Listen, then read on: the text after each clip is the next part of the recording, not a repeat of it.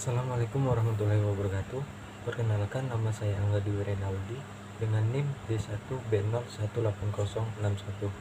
Nah, di video kali ini saya akan membahas tentang pengertian teori transformasi struktural. Pengertian teori transformasi struktural adalah sebuah proses perubahan struktur perekonomian dari sektor pertanian atau primer ke sebuah industri atau sekunder atau jasa atau tersier, di mana masing-masing sektor akan mengalami perubahan transformasi yang sangat berbeda-beda.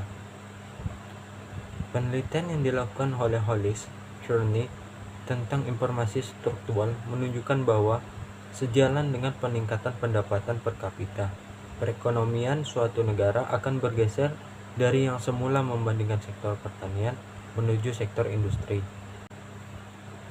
Selanjutnya, transformasi struktural ekonomi nasional.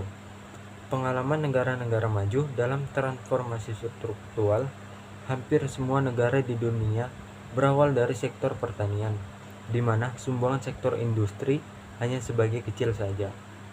Kontribusi sektor pertanian semakin lama semakin menurun, dan sebaliknya, kontribusi sebagai industri semakin meningkat. Pergeseran dari sektor pertanian ke sektor industri, di mana kontribusi sektor industri melalui sektor pertanian dinamakan dengan transformasi struktural.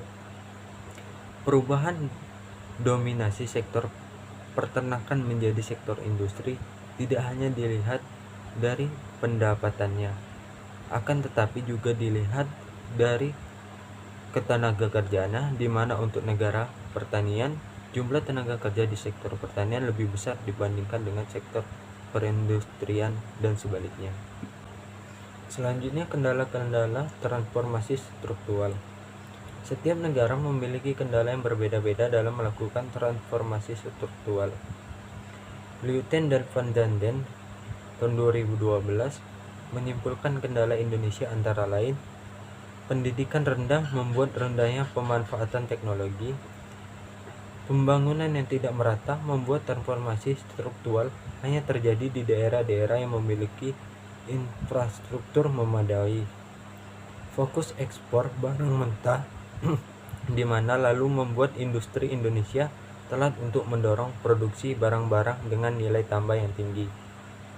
Nah, kali ini menurut para ahli, menurut Weiss, pembangunan ekonomi jangka panjang dengan pertumbuhan PDB akan membawa suatu perubahan mendasar dalam struktur ekonomi, dan ekonomi tradisional dengan pertanian sebagai sektor utama ke ekonomi modern yang didominasi oleh sektor-sektor non-primer, khususnya industri manufaktur dengan increasing return to scale atau relasi positif antara pertumbuhan output dan pertumbuhan produktivitas yang dinamis sebagai motor utama penyerang pertumbuhan ekonomi. Nah, terima kasih.